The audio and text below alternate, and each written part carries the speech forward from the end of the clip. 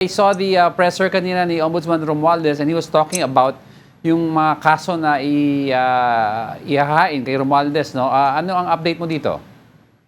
Diego, kanina itinanong nga natin sa press conference ni Ombudsman Boyeng Remulla kung kailan nga ba maisasampa ang nakabinbin or patuloy na dinidinig na reklamong plunder kay dating House Speaker Martin Romualdez at syempre ang sagot dyan ni Ombudsman Boyeng Remulla ay very close na raw ito. Dahil nga nagpapatuloy ang kanilang fact-finding investigation na ang tansya doon ay tumatagal ng nasa 60 araw at papasok na daw ito doon sa preliminary investigation kung saan mabibigyan ng pagkakataon si Romualdez na ipaliwanag ang kanyang panig o ang kanyang tugon sa mga reklamo laban sa kanya. Pero wala pa rin timeline or specific date na naibibigay si Ombudsman Remulla patungkol dyan.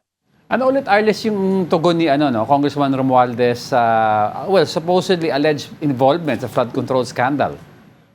Paulit-ulit naman ng itinanggihan ng Campo Diego ni dating House Speaker Martin Romualdez at sinasabi na hindi nga raw siya pwedeng gawing scapegoat at kaugnay nitong mga questionable mga flood control projects ng pamahalaan. Kabukod dyan, dapat daw harapin kung sino yung dapat talagang maparusahan dito. Kasi itinuro na rin siya ng ombudsman na purported mastermind ng bilyong piso na korupsyon sa flood control scandal. Gayong siya daw ang may kaalaman na direkta sa pagpaplano ng mga pondo, sa pagpasok ng mga proyekto maging sa BICAM. Pero paulit-ulit ng itinanggihan ng dating House Speaker.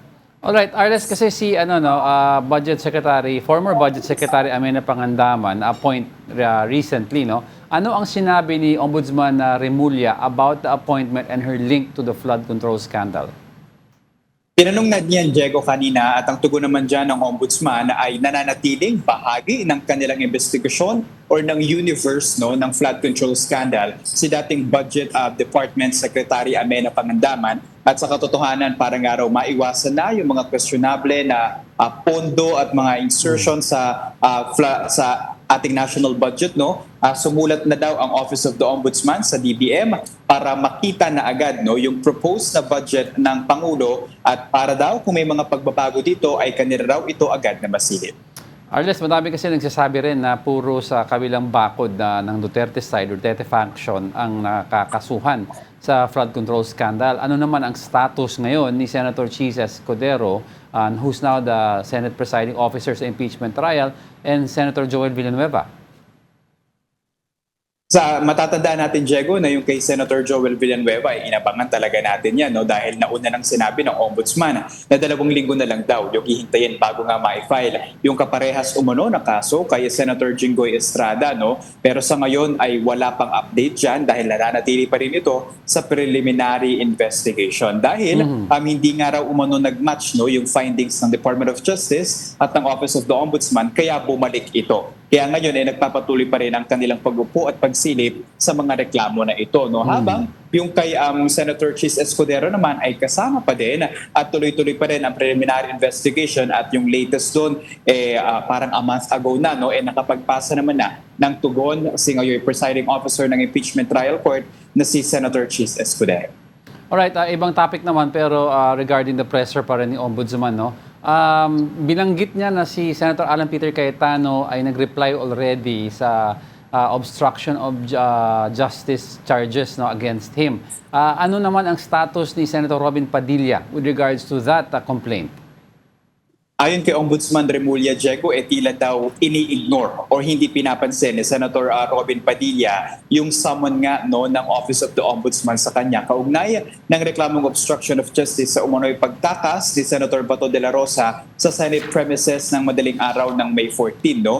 Binigyan daw kasi itong si Padilla, si Aplasca at si Cayetano ng kanilang mga deadline para nga makatugon doon sa reklamo laban sa kanila na inihain ng Tindig Pilipinas. Si General Aplasca daw ay nag-reach out na at humingi ng extension hanggang July 23. Pero hanggang ngayon daw ay walang paramdam sa Senator Robin Hood Padilla, kaya ang pakiwari ng Office of the Ombudsman ay tila hindi sila pinapansin nito. Though, kahit hindi raw magbigay ng tugon si Padilla, no? Baka daw ang mangyari ay i-waive na yung kanyang posisyon at gagamitin na lamang yung counter affidavit or isasama rather yung counter affidavit ni Senator Alan Peter Cayetano at kung magpasa na si General Aplasca bago ito i-file sa korte. Pero wala pang malinaw kung saang korte ba yan, RTC ba yan i-file or any other local courts sa ating bansa.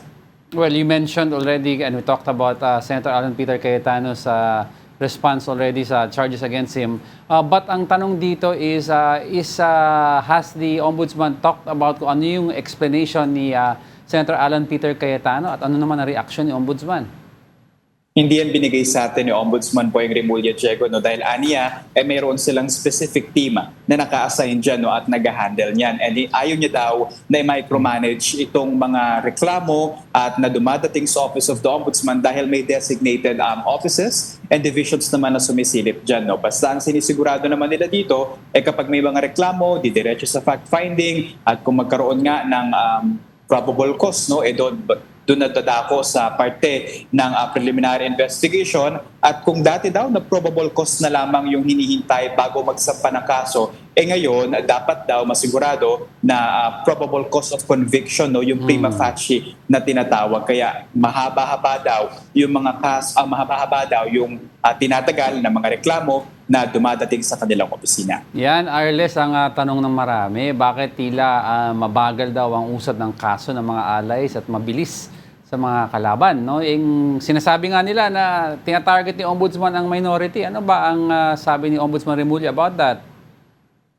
Katulad pa rin ng dati, Diego, na wala naman daw tinatarget, no? At ginagawa lamang yung kanilang trabaho dito. At yung mga reklamo na ito naman, syempre, nasa iba't ibang mga stages na, no? PI, and then yung iba naman, fact-finding, pero wala naman daw pagsisingle out, no, sa minority. At ginagawa lamang nila yung kanilang trabaho. At isa sa mga remarkable nating naalala nung tinanong natin na tila may double standards nga daw or mas tinatarget yung minority, no? Ayon sa Office of the Ombudsman, or kay Ombudsman Boyeng Remulla mismo ay hindi daw nila gawain yan, no? Yung mga target mismo at ginagawa lamang daw nila ang kanilang trabaho.